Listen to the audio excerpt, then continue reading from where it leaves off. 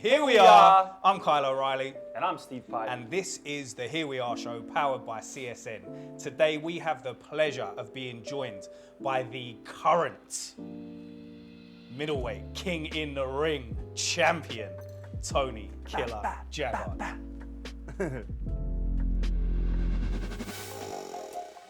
Thank you very much for joining us, mate. We do appreciate it. All good. As mentioned in the intro, obviously, you're the current King in the Ring champion at middleweight.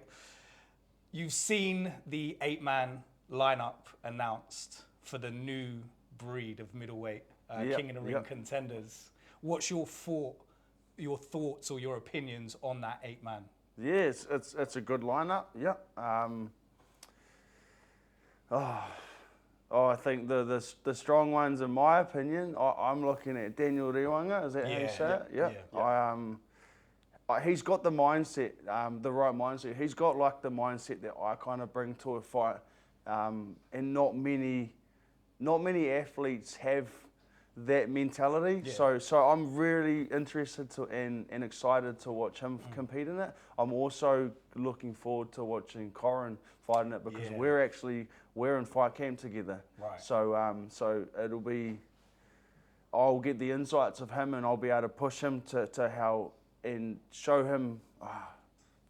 No, cut that, bro. Show him the way. Well, no, just try to tap into that mentality side where I know what it takes to win it, and if we can push him, because he's got all the tools, we know that. He's beat Oscar Remihana, which was by far the most technical fighter in that King in the Ring. Even when I won it, he was still the most technical fighter on that card. Yeah. He just didn't have that mentality, and that's kind of what costed it for him. Yeah. So that's why hard work beats talent. That's what they always say.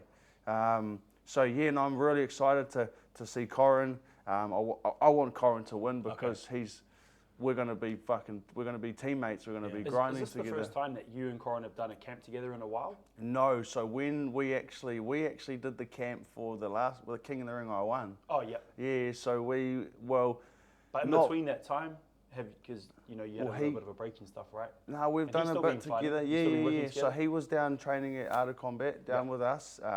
We did a bit. I was in and out because I wasn't fighting. Yeah. But there was definitely, I can't remember exactly, but there was camps when we were camps of his where I was in there grinding with him, helping him out and whatnot. Yeah, nice.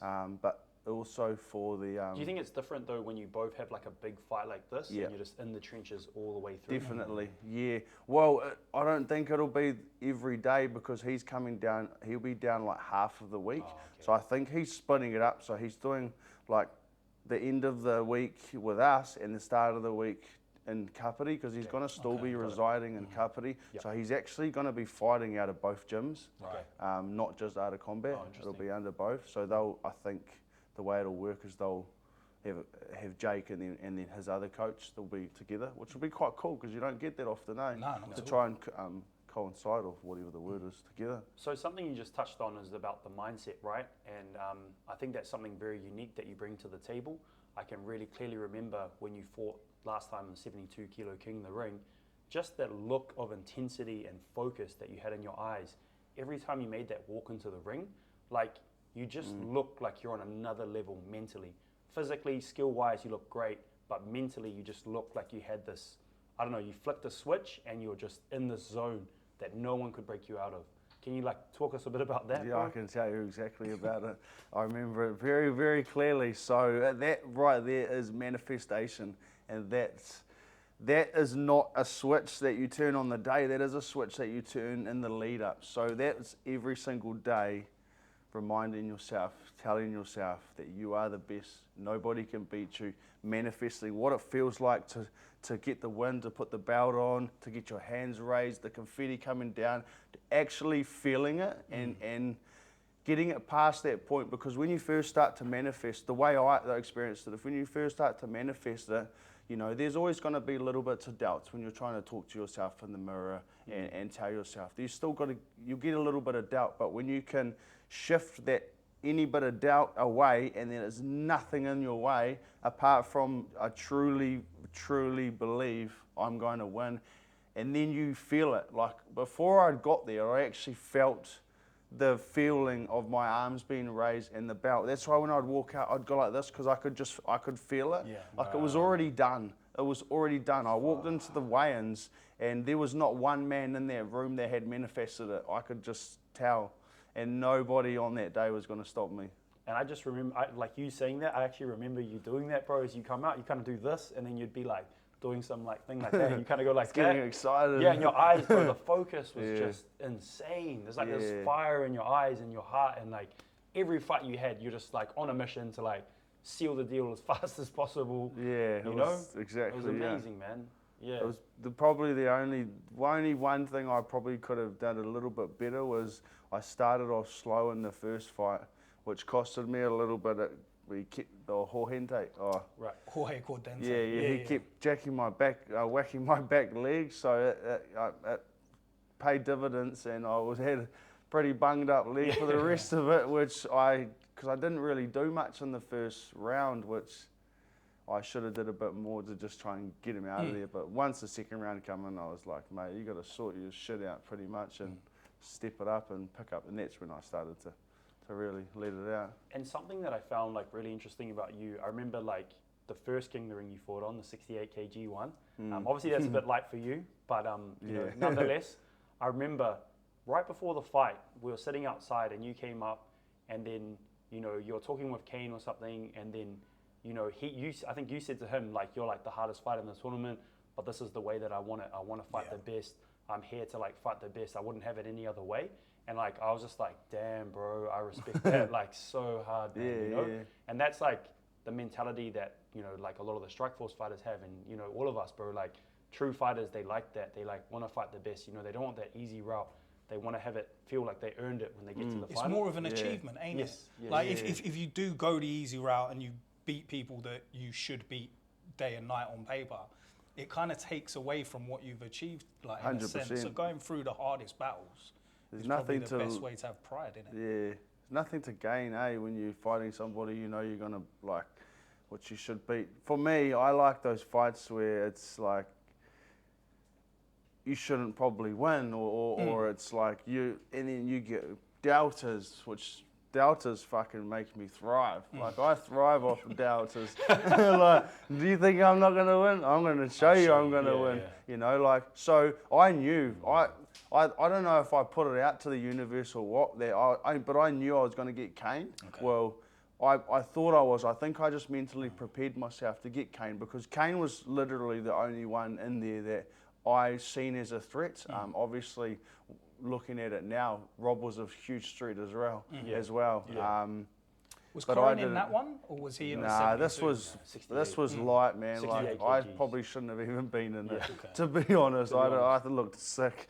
I was it was too light. I remember like I think you got 2 knockdowns, and then it was like, whoa, but this guy just kept getting up. I remember being in the corner and going, surely that's enough, and then you just come back, and then in that last round, the last 10 seconds or so, just boom, drop came. Luckily, like the bell rang, you know, it was like saved by the bell. The scorecard was like, you know, 2 knockdowns to 1, so we got the fight. But bro, that was crazy. You're just dangerous to the bitter end, man. Yeah, well, so for me, like, I think what happened really was I wasn't truly ready to win the King of the Ring. It wasn't my time. Like, it was the first time I'd stepped foot on such like a big show, and I'd always dreamt of being on the King of the Ring and winning the King of the Ring. So that's all I ever wanted from day one of starting kickboxing and Muay Thai. So just to be there was just like, wow, like, fuck, this is out of it, you know, like, and fuck, I didn't sleep. I couldn't sleep the night before weigh-ins, and I'm like, fuck, maybe this is a good thing, because I'm gonna sleep tonight before the fight. Tonight comes in, fuck, bro, I couldn't sleep, mate. Like, I got literally no sleep for 2 days before that fight. Turned up, but I felt recharged once I got there, because then the adrenaline kicked in. But it wasn't my time. I kind of didn't really. I feel like I didn't really fight the way I should have fought. I just wasn't letting anything out. I was just held back a lot. And then I started to come out of my shell, I think the last 40 seconds or whatever. But it was a bit bit too late, and then that's when I fucking caught him, and I was like, boom, big right hand, and he fucking just, boom, he just sunk to the floor, and I was like, yes!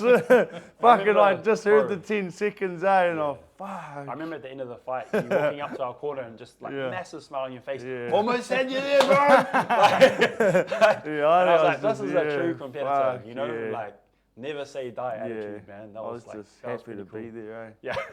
Fuck, Almost had you, bro. Like crazy. But no, that was like, because Kane, I've watched Kane fight for fucking years, man. I looked up to him for a long time, eh? He's like, he was inspiring to watch fight, and he's fucking tough, man. He's tough as hell, eh? So it was cool to be there with him and then just to share that moment with him, eh? Well, we saw him come back like fairly recent last year, where he faced off and wrote the wrongs against Rob Horrocks. So he's definitely still got it in him. Yeah. And then so we've touched on your initial step into King in the Ring, but then you had the second King in the Ring 8-man tournament at middleweight, your natural weight, or your natural fighting weight that you went on to win. You've touched on the Jorge Cordente fight, but then in the semis, you faced off against a chap in a fight that you described it as a grudge match against John Anderson, who is in the current 8-man lineup. Talk to us about that fight and your relationship pre and post fight. Yeah, fucking John, eh? I don't even think I would have wasted a fucking second of my time talking about him. Yeah, it was a bit of a. We had some beef, as everybody would have known. We had a bit of beef, whatnot.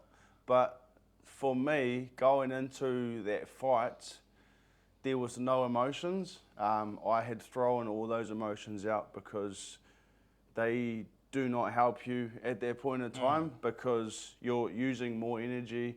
You're using, you're more tense. It requires oxygen. It's a waste of energy. So I actually walked into that fight with actually no emotions whatsoever around him. It was more around the King of the Ring belt. Right. So he was just somebody in my way.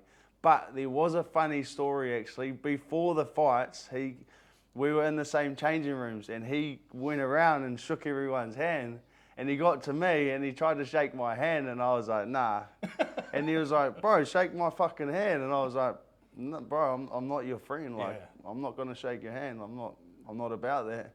And then he was like, bro, you're just a fucking big fucking guy. I was like, bro, why don't you like focus on the fight that you have in front of you? I says like, I'll see you after that if you can get past him. You know what I mean? Like, yeah, but like there was no time to bring emotions into something like that. You know what I mean? Like for me, I had one day of emotions based around John Anderson, as everyone's seen all the videos, and it wore me down because I was it played on my head all day, and I was doing everything I could to get this fight to happen, and then I was tired by the end of the day, and I was like, next day I was like, nah, all good. It's over. How do you see him doing against the others? So you've touched on Daniel Ruwanga, Corin Braddock. We've also got like some other killers in there.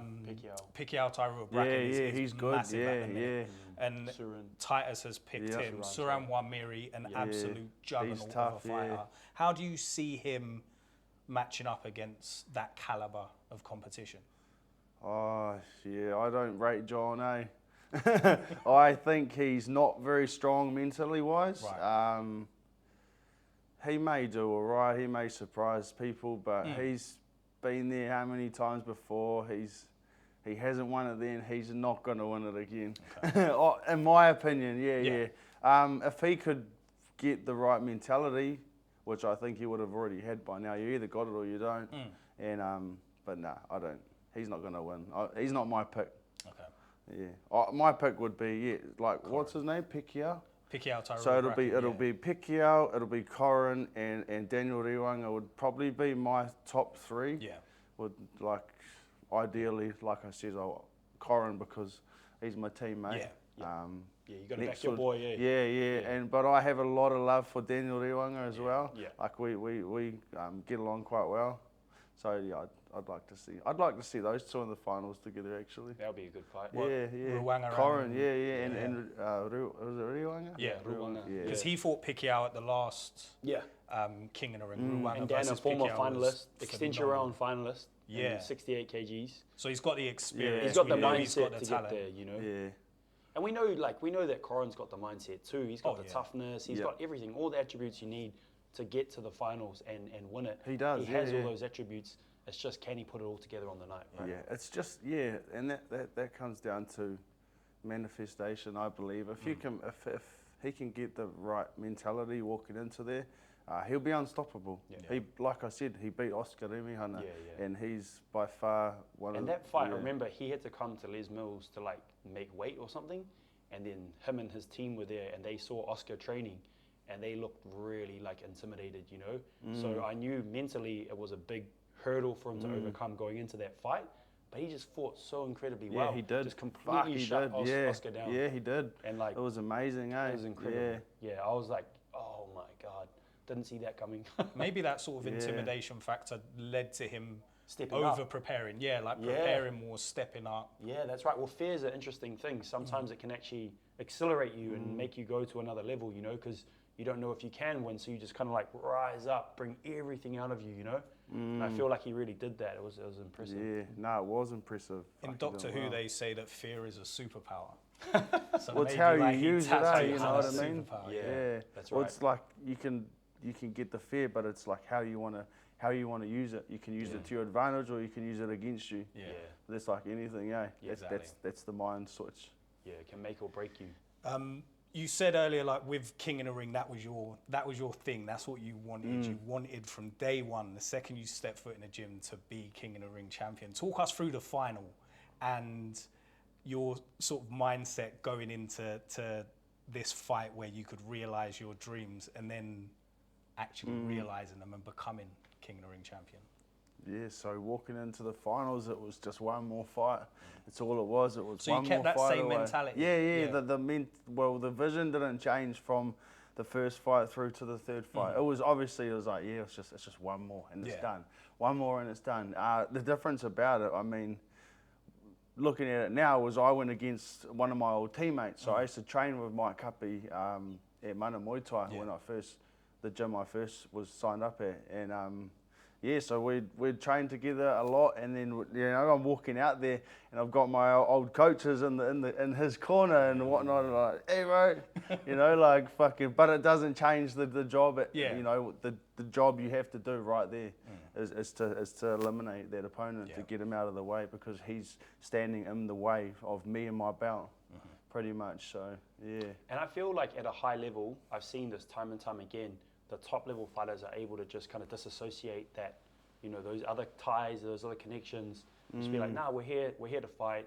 This is the task I have at hand, and they just go all in on it, And I think that's something that separates a lot of the high level fighters, is just being able to like, nah, like we're here, you're just the body in front of me. After the fight, we're like all good, but right now I'm gonna go for it. That's exactly right, man. Like, it doesn't matter if you it's like, I think, it's like, that's for prime example, is like Nick Kurali Kingi and Dominic Reed. Like, they were fucking tight, very tight fucking friends, training partners, and they had to fight. Like, at the end of the day, 3 times. End of the day, whoever you have to fight in front of you, and if it's obviously a situation like that where it's in a tournament, it's out of your control. It's not like they're going to go and try and sign up a fight between them. You're not choosing to fight each other. But when you have to just take everything out of it. You have to take all your emotions out of it. There can be none, because that man is in your way. And it doesn't matter if someone's in your way, you have to get them out of the way. So, Speaking of people being in your way, Tony Jaggard. Who's in my way? Get out of the way. On the 29th of March, there's this little old event that's going to be taking place in Tauranga called Lights Out Fight Series. And you will be headlining that event. Actually, I don't know if you are the headline, actually. The co-main, because the heavyweight thing's the main. You will be the co-main event, fighting for the WBC Pro Super Middleweight title against the current champion, and Yes. King in the Ring champion and WKVF world champion. And I think and he's like everybody, yeah. I think he's Fuck, five-time NZ yeah, champion, whatever world he champion. is, yeah. Titus Proctor. Yeah, yes, I am. So this is a big challenge because that fella is on a hell of a surge He is. at the minute. We were just talking to him a couple of weeks ago, and 2024 he had 8 fights, 8 wins, won the WBC title, won a world title. How do you? So I'm anticipating your answer going to be just another person stood in the way of the WBC belt, but does the fact that he's young, upcoming, and has already achieved so much, does that maybe change your prep or your mindset going into it? No, Okay. not at all. He's so, yeah, like you could anticipate, he's another man in my way. Yeah. Like I fucking love everything Titus is doing. Yeah, man. He's the fucking man. He is. He is actually the reason why I'm back. I don't know if I would have come back if it wasn't for someone like him. So fighting. So there's only been one fight that's given me so much drive to achieve was the King in the Ring. That was my why. My why now is Titus Proctor. Yeah. He's on a hype train, and every train that moves has to stop. And that's where I come in. Yeah. And I'm coming to stop the train. Wow. Yeah. Tell the camera, I'm tell them what you're coming going to do. to stop the train. Like, he's the man. He's going fucking far. He's going to go further than me in the long run because he's 20 years old, bro. 20. He's fucking 20 years old, and I respect that 100%. Yeah. I love his style. I love his attitude. He's seems like a really nice guy, and that's what matters. But I mean, at the end of the day, I was pretty much retired, and like I'm watching the fighters, the local scene, and I'm like, fuck, this guy's like, he's doing it, man. He's fucking killing it. He's fucking, nobody can stop him. And I look at him and I'm like, I can beat you. I can fucking beat you. And I know I can. And then I was like, oh, do I want to go back? And I'm like, fuck, am I going to? Because I'm not fucking going back, and I'm not coming back to lose. Yeah. I tell you right now, I'm not coming back to lose. I'm coming back to win. And yeah, the hype train has to come to an end. So you've been watching Titus just tear through all these fighters in New Zealand. Bro. And you've just been watching and just going, I want a piece of that. I want to take that out. I want to take him on. Yeah, a part of me didn't. A part of competitor in me, you? yes. I love a challenge. I'm a fucking Leo, bro. I strive to win, and challenges, and But there was like a piece of me that did, and a piece of me that didn't. But the piece of me that didn't was how much goes into it. The sacrifices you have to make from your family, the sacrifices you have to make to training. Fuck, he knows, and everybody that fucking competes at a high level knows how hard it is. Yeah. And I couldn't be fucked, but I'm like, no, bro, and he ignited the flame inside of me. He was the sole man to ignite this flame inside of me to get me back. That's cool, why man. I'm coming back to fight none other than him. That's I don't need a fucking another fight along beforehand. I don't believe in fucking people like, what about like ring rust? Like a I was tune-up fight. Ring rust is a myth, mate. Like, you know what you're doing. You know what you're in for. You prepare properly, and it's an excuse in my opinion. Something like ring rust, So you've had about 2 years off, right? Yeah, 2 years. And that's from the King in the Ring win. Nah, so I Aussie won the King in the Ring. I went to Aussie. I fought in 8 men in Aussie, and I made it to the finals. Was that a full Thai rules? No, that was a K1. Oh, K1. K1 8 man. Right. Fuck, it was this close. 25k cash for the winner. It was fucking this close. I was like, Aussie dollars as well. Aussie dollars, cash, bro, in the hand, no tax. You 30 grand New Zealand. Well. You fought so well in that tournament, though. Like, that was down to the wire, man. I think a few more low kicks in that final, you might have been able to stop that dude. Yeah, you know? that was probably my problem because I knew his leg was jacked, and I was trying to get it, and because I was trying to get it, I think it threw everything else out the window, and he knew that, and every time I went for it, he'd counted on it, and he took advantage of so that was I believe, I could have played it a bit differently. That's some high-level chess right there. Yeah, I should have just fought my fight and forgot about everything. But I mean, nonetheless, the better man on the night won. Yeah. But I mean, Matthew Stevens, he's number 1 at 70 kilos in Australia. Yeah. There's no one better than him at 70 kilos. And then you got James Honey, which I fought after that, which he's number 1 in Australia at 72.5 kilos, 75 kilo. Yep. He's like fucking number 2 in the world or whatever. He's the man, and I fought him as well. Didn't get the win, but didn't get the loss because I think it was an illegal elbow on the back of the head. Fucking split my head open, and the fight got canned. But Yeah, and that's something that you've kind of made your career off of, is just streamlining it straight to the top and just fighting the best of the best every fight you had. And you know, there was a lot of times, I remember when you were beginning your career, I think the first fight I saw you in was against Jesse Morrow-Wilson. Yeah. And everyone was like, bro, have you seen this fight? Have you seen it? All the boys were coming to train and they're just like, bro, have you seen this guy Tony, bro? Have you seen this guy Tony? He's a fucking animal. Have you seen this fight against Jesse? And then he was like just getting tagged and tagged and tagged, but he just kept coming, He's such a dog, bro. Like, you got to watch it. And then I watched it and I was like, damn, this dude's got crazy heart, crazy toughness, you know?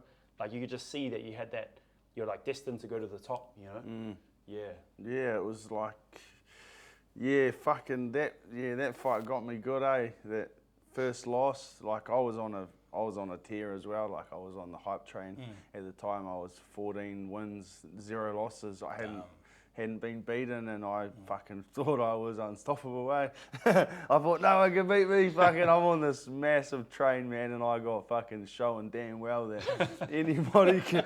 I got beaten up a bit. So, but yeah, it taught me a lot, eh? And then the next fight was against Kane, so it was like 2 losses in a row. It was pretty hard, but you mean you got to just find out where that's going to take you, to make or break you, eh? The losses against high-level opponents, I think it's probably an easier pill to swallow than had you sort of lost against someone that you should have beat. Yeah, exactly, yeah. That was actually at fucking, sorry to cut you off. No, that's all right. That was actually at TMT gym. Right. Bloody, okay. At Titus's gym. yeah. It was in their actual gym on their venue. So I mean, after I said that, I was like, oh, that was TMT. It was TMT. Yeah. So TMT got one. They're fucking. I rate their gym very highly. Eh? They are all their fighters are fucking mean, eh? Yeah. We started reeling the names off last time around. Yeah, they're fucking killers, eh, bro? We just kept adding and adding. They've got like 8 fighters that are like right up there. I remember I was watching the podcast of you and Titus the other day, and bro, there you got some killers, eh? There's heaps of them, bro. I mean, no, I rate them highly, eh? Yeah. So it'd be good to get the W from them. take my L back from TNT. 1 for 1. Be good. I just wanted to touch on Lights Out as a show. Yeah. Because it's a fairly new promotion, isn't it? And it's made some sort of massive waves because it's brought that 9-minute round. No decisions. It's purely stoppage. Like, you win by knockout or it's a draw. Or standing submission they allow as well, don't they? Right, what's your thoughts on like a 9-minute round fight? Because when we were commentating, it was absolutely mental. Yeah, that's fucking crazy, bro. That's so cool. Like, if it wasn't for this us fighting for his WBC belt, I'd fucking love to do a 9-minute round. I think that's a bit of my cup of tea. I'd love it. It'd be cool. Only that's like pretty much made for you, bro. Yeah, it'd be cool. Yeah, because the opponent doesn't get a breather. They just got to keep in there with you the whole time. Was Corrins a 9-minute one? Yes, it was. Yes, it was against Jeffrey Kelly. Yeah. His fucking opponent, because I think it was his last minute, eh? Jeffrey Kelly was at the same day, He's tough, eh? Jeffrey Kelly, he's good too, eh? Yeah, he's mean. It'd be right up my alley, eh? 9 minutes. It's like you can really take someone to deep waters in 9 minutes, and you can really expose who they are. Yeah. Like, if you know what I mean? Like 3 minutes, you've got a time to breathe. 9 minutes, you got no time to breathe. You know what I mean? How bad do you want to win? Pretty much, eh? Yeah. And how much gas you got? Yeah, it's wild. a fight that really sort of solidified you in my mind as like a really high level amazing fighter was your fight against Archie Abadi at ETK Sunday Sessions. Yeah. I think that was towards the end of 2021. God, I think it even was a long while It was a ago. It while was before ago, King in the Ring. Something around there, yeah. And I was, so it sort of taps into what you were saying about just being locked in sort of at the time, because every time I've seen you in passing, you've come across as this real focused, to a certain extent, quite intimidating figure. And I saw that. I think this was maybe my third live event that I'd been to in New Zealand. And I was right next to where you guys came out. And in the lead up to the fight, you had a face-off with Archia and it got a bit heated. Yes. And that kind of sort of pushed you more in my mind as a guy with "fuck the police" tattooed on the back of his legs that tries to fight his opponent before the fight. Like, oh. Talk to us about that fight and what that meant to you, sort of beating a two-time King of the Ring champion before you had the chance Nah, to he become wasn't champ. two-time, was he? He's only did he won win once, it yeah. after that? He's won it twice. That's why he's called Archia two times. Nah, he tried to call himself Archia 2 times before he went for the next 75 kilo King in the Ring. okay. He never actually won it, so he should Cut that change out it then, back to fucking one. hell. So Cut that right out. yeah. Nah, he's actually only won it once. Let me yeah. say that again.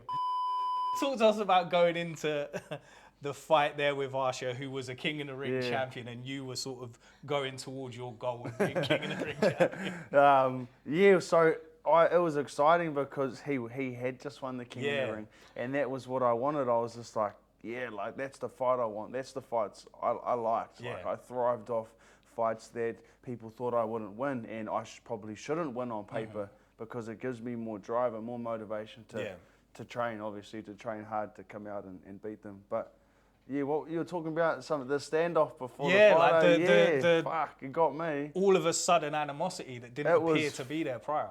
It was fucking weird. Like, to be honest, I'd never even met him before that. There was no fucking grudge or nothing.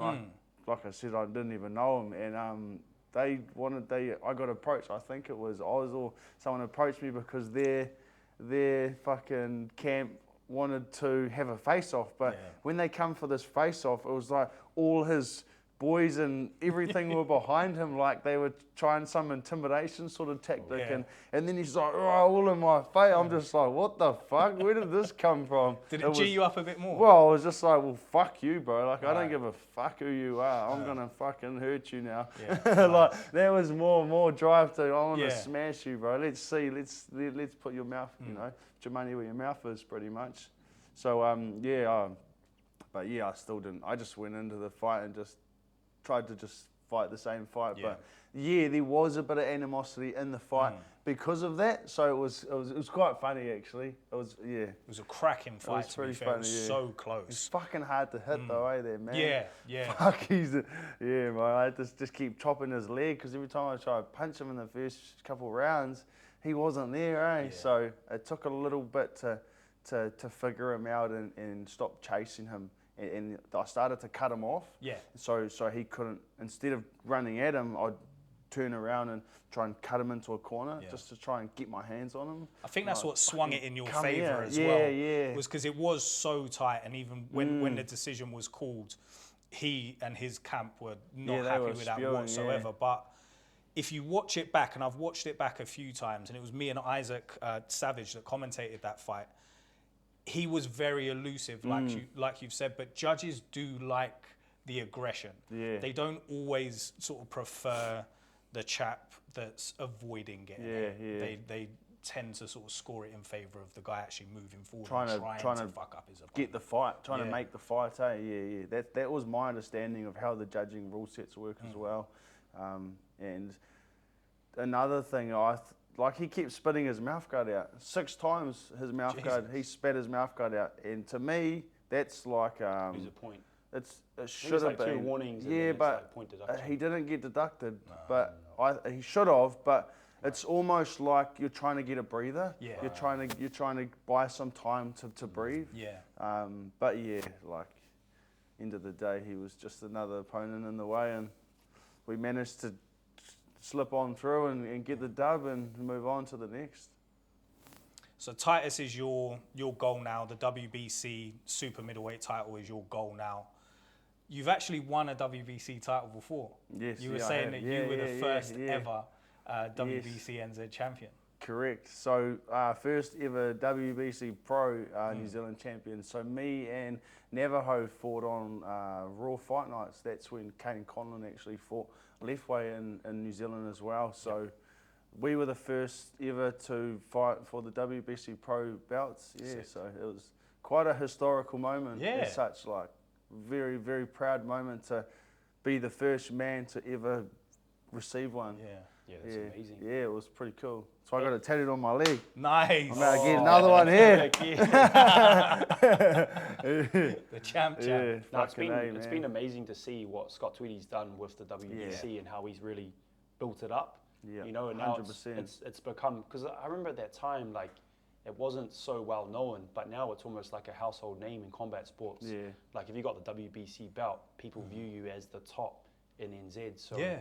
it's almost like the king in the ring of Muay Thai now. Yeah, yeah, You know? it's huge. It's huge. WBC is a very respected sanctioning in Yeah. the world. Yeah. You know what I mean? And that's what sort of took my attention, was like, oh, that's the bout that you'd see like I know it's not kickboxing, but like Mike Tyson and Yes, all those fellas. exactly. Like, bro, that was the bling. Tyson like, and Mayweather, the bling the of the green bling, and you gold know, is like, synonymous, Yeah, ain't it? yeah. So it was like, fuck, this is like, now it's there's the Muay Thai side of one, and then I'm like, now it's in New Zealand, and now I've got the shot to fight for it. I was like, fuck yeah, like let's go. And the way that they do it now, it's like they don't allow anybody that's second best to fight Yes, for it. yeah. They really pick through, and they line up the right two. Yeah. That's prime example of why me and Titus are fighting, Yeah. because we are the two best. Yeah. Like he is the current best at the moment because he's in that new era, and that's what he's claimed, and he's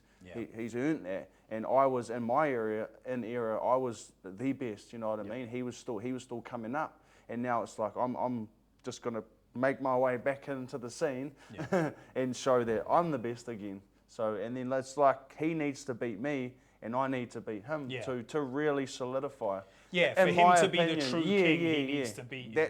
That's the way I look at it. Yeah. That's my perspective on And it. I think sometimes there's like, I don't want to say recency bias, but like people can kind of quite quickly forget about legends like yourself, you know, because you haven't had a fight in a while and stuff, and people are just all about, oh, what's the next big thing? What's the next big fight? You know, so they kind of forget about the past a little bit. But I think having a show like this and like just going through all your accolades, all your fights, everything, it's quite cool for fans to like get that exposure, you know, because you are the man, bro. Like you had some amazing wins. You were like the top of the top for an era of time, right? You know, so it's so cool to see you coming back. I was a little bit shocked at first. I was like, what? Yeah. So was I. I was like, holy hell, got to talk to this man about this, you know? Yeah. And, you know, you've said that, like, what motivates you is Titus, you know? Are there any other things that are driving you? No. I am... Nah, like, I mean, the belts, that all means nothing to me. Really? Yeah, none of it means nothing. It's the acclaim, it's the sense of achievement. It's for me, it's the legacy. It's earning respect from. I was actually running yesterday when I was doing my High Rocks run, and I was like, one thing that drives me is earning respect. Yep. And I thought I only just clicked, and I was like, I like it when people respect me, but I like to earn it. Yes. You know what I mean? Yeah. For me, belts, all that shit means fucking, it means something, but it's about who you fight and who you beat that really means something. The belts to are like me. an acknowledgement of the achievement. It's a trophy. Yeah.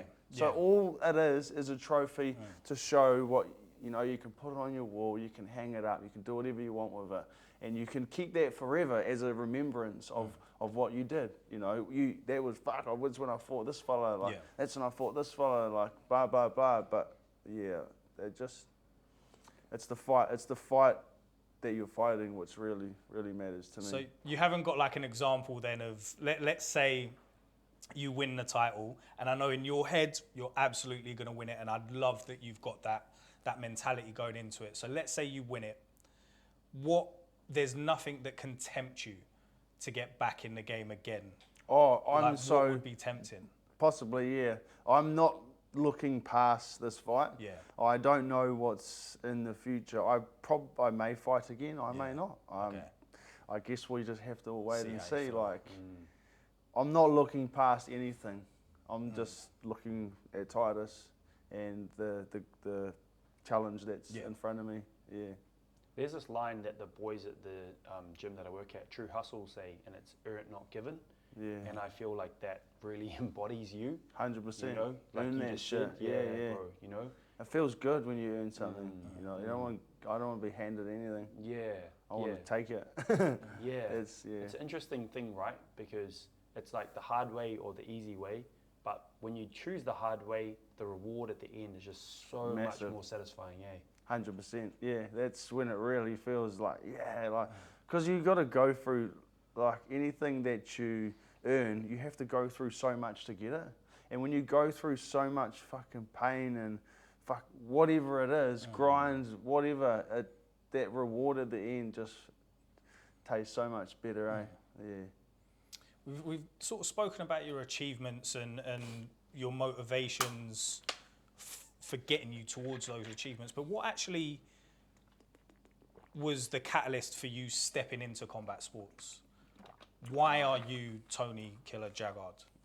What happened to you? I just love fighting, eh? Like, I used to fight on the street a bit, and I was actually really good at it, I think. I thought I was better than I was. Right. Like, as you expect, there's a level, like street fighting and ring fighting, there's two different levels. Yeah. And I thought I was real good, but I wasn't real good until I got all right. Yeah. But I mean, I used to win quite a lot of street fights, and I fucking loved it, eh? Like, I loved everything about it. It was just, yeah, it was exhilarating, eh?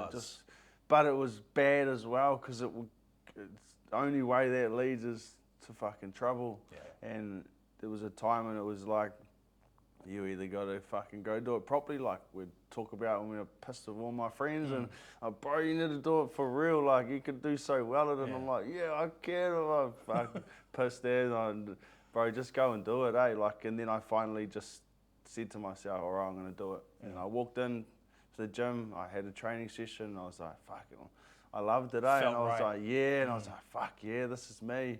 And then, and ever since then, I didn't stop. Like, I just nail on the head and fucking focused. And day one of actually training, I started saying, like, I'm going to win the King in the Ring. And like, people were like, oh yeah, sweet.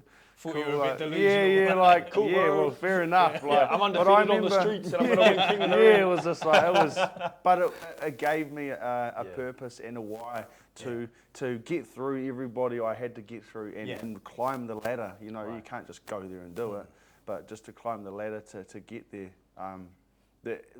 Why I wanted to, there was a fight actually I used to watch on YouTube. It was fucking Victor Metcalf and Hayden Todd. Oh, that's a good fight. Bro, that just like fucking used to excite me so much, eh? And I was like, oh, I want to be like them. Like, I want to like do what they do and fucking fight like them and get on the King of the Ring and do that. So that really inspired me and motivated me, eh? And give me a bit of a... And that fight right there, if you guys haven't seen it, you should go watch it. Fucking watch it, mate. Fucking watch it.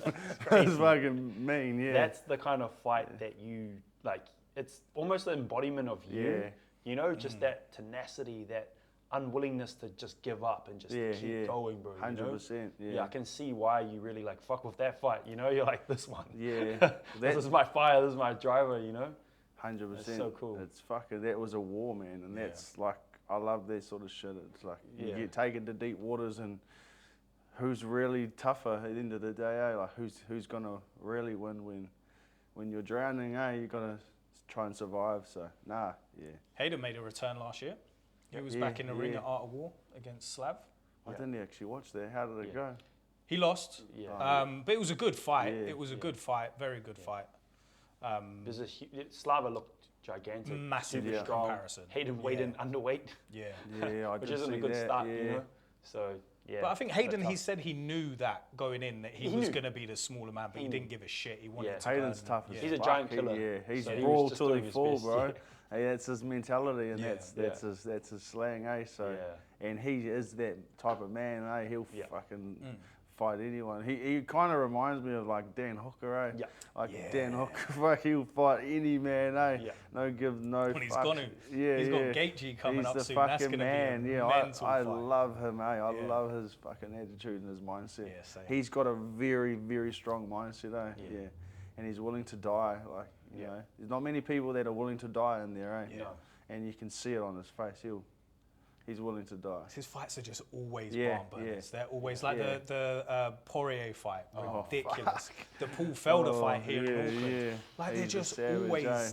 just brawls. Yeah. And Gaethje, he's going to be fighting Justin Gaethje, who loves fighting like that as Yeah, well. yeah. So it's going to be from it's like gonna the be a second the bell goes, fucking- just It's going to be a good fight to fireworks. watch, eh? Yeah, Easy, Yeah. man. Yeah, it's going to be exciting. Fucking hell. Was the street fighting, was that one of the motivating factors towards the fuck the police tattoos on the back? Yeah. Can we show them? Is it all right if you stand up? Fuck. So, lovely message there for Fucking the hell. Royal New Zealand Police. Nothing against the police now. Are you Like, sure? Yeah, it was a time in my life that Interesting. that I was a Bit of a hoodlum. bit of a dick, really. So fucking, you get what you give, eh? We've so, all been there. Some say I'm still in that. Yeah. Well, you know, life's a journey, bro. Yeah, And bro. I think, Yeah, you man. know, it sounds like, you know, at the beginning, you're kind of in this wild, like, Yeah. reckless, like, I don't give a fuck time of life. And then you kind of went into the martial arts route, and that kind of gave you a bit more purpose and a bit more, you know, ability to channel your energy into something that's more positive, you know. And then that flourished into something like a real legacy Yeah, for you, yeah. you know.